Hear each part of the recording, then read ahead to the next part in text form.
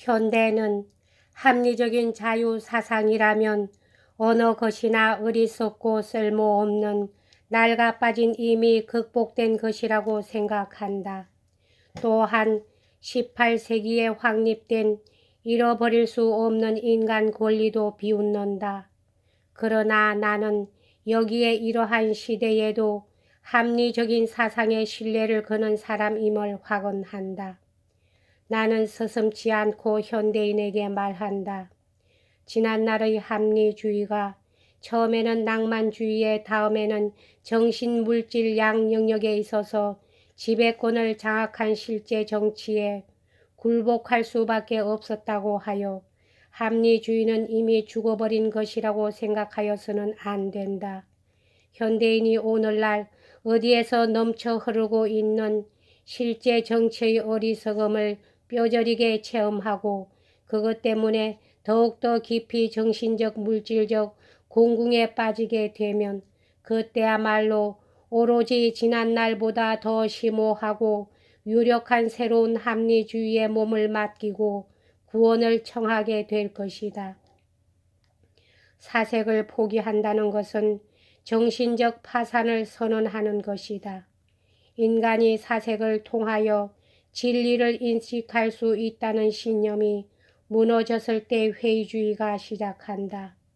현대를 이러한 방식으로 회의적이게 만들려는 사람들은 모든 인간으로 하여금 그 자신이 진리를 파악하리라는 생각을 단념하려고 한다. 그리고는 권력이나 선전으로 그들에게 강요하는 것을 진리로 받아들이게 하려고 한다. 그러나 이것은 그릇된 타산이다. 일단 수문을 열어 회의주의자가 광야에 쏟아져 들어가게끔 한 이상 그것을 막을 수 있는 사람이란 없다. 대부분의 사람들은 스스로 사색의 길을 더듬어 진리에 도달해 보려는 힘을 잃어버렸다. 그렇지만 강요된 진리라는 대용품으로 만족하는 사람들의 수요는 극히 소수에 지나지 않는다. 역시 다수의 사람들은 회의적인 자리에 머물러 있다. 그들은 진리에 대한 감각을 잃어버린다. 진리에 대한 필요도 느끼지 못하게 된다. 무사상 속에서 허덕이며 여러 가지 의견 사이에서 이리저리 헤맨다. 권력으로 진리를 강요한다는 방식으로 회의주의를 정지시킬 수 없다.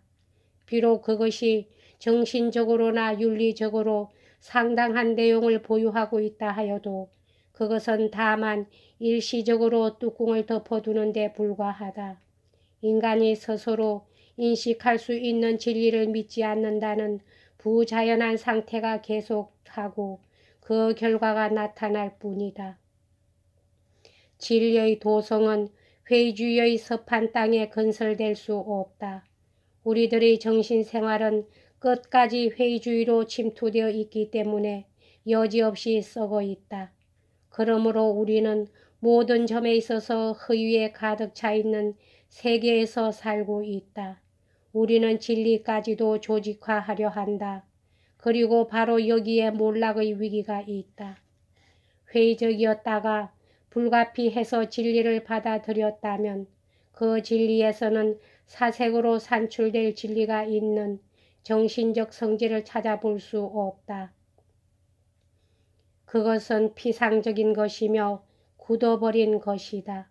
그것도 인간에게 어떤 영향을 줄 수 있으나 인간의 본질과 내면적으로 결합할 수는 없다. 인간 사색에 있어서 산출된 것만이 살아있는 진리다. 나무에는 해마다 같은 열매가 달리지만 그것은 매번 새로운 열매다. 마찬가지로 사색에 있어서도 모든 항구적인 가치 있는 사상이 늘 새롭게 나타나지 않으면 안 된다.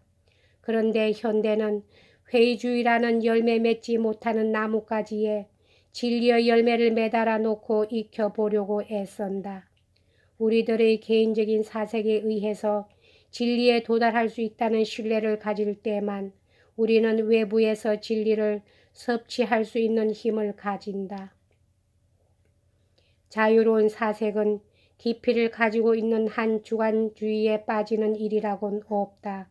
자유로운 사색은 역사적으로 진리라고 인정된 여러 가지 관념을 흡수해 가지고 이것을 지식으로 만들려고 노력한다. 진리에 대한 의지와 마찬가지로 성실성에 대한 의지도 강력하지 않으면 안 된다. 성실성에 대한 용기를 보여줄 수 있는 시대만이 그 속에서 정신력으로 작용하는 진리를 소유할 수 있다. 성실성이란 정신생활의 기본이다. 현대는 사색을 경시한다. 그로 말미암아 성실성에 대한 감수성은 물론 진리에 대한 감수성도 잃어버리고 말았다. 따라서 현대를 구하려 한다면 그것을 다시금 사색의 길로 끌어온다는 방법이 있을 따름이다. 이러한 확신을 가지고 있기 때문에 나는 이 시대 정신에 반항하며 신념을 가지고 사색의 불길을 다시금 불러일으키는 일에 동참하는 것을 내 책임으로 삼고 스스로에게 과하고 있다. 생명에 대한 외경의 사상은 스스로 특수한 방식으로 회의주의와 투쟁을 전개할 능력을 가지고 있다. 이 사상은 근본적인 것이다. 근본적인 사상이란 인간의 세계에 대한 관계, 삶의 의의나 선의 본질과 같은 기본적인 문제에서 출발하는 사상을 말한다. 이 근본적인 사상은 직접 모든 인간의 마음속에서 움직이는 생각과 결합되어 있다. 그러므로 그 사상은 그 생각에 관하여 확충되고 심화된다. 이러한 근본적인 사상을 우리는 서토와 철학에서 찾아볼 수 있다. 학생 시대에 철학자를 배우기 시작할 때 나는 서토와 철학을 배우고 그것을 떠나 그 뒤에 오는 전혀 성격이 다른 사상을 배워가는데 무척 곤란을 느꼈다. 물론 서토와 철학의 결론이 나에게 전적으로 만족을 주었다는 것은 아니다. 그러나 나는 이 단순한 철학 방법이 정당한 것이라고 생각했고 어떻게 해서 사람들이 그것을 포기하게 되었는가를 이해할 수 없었다. 서토와 철학은 목표에 향하여 바른 길을 걷고 있으며 일반적으로 알기 쉬우면서도 깊이가 있다.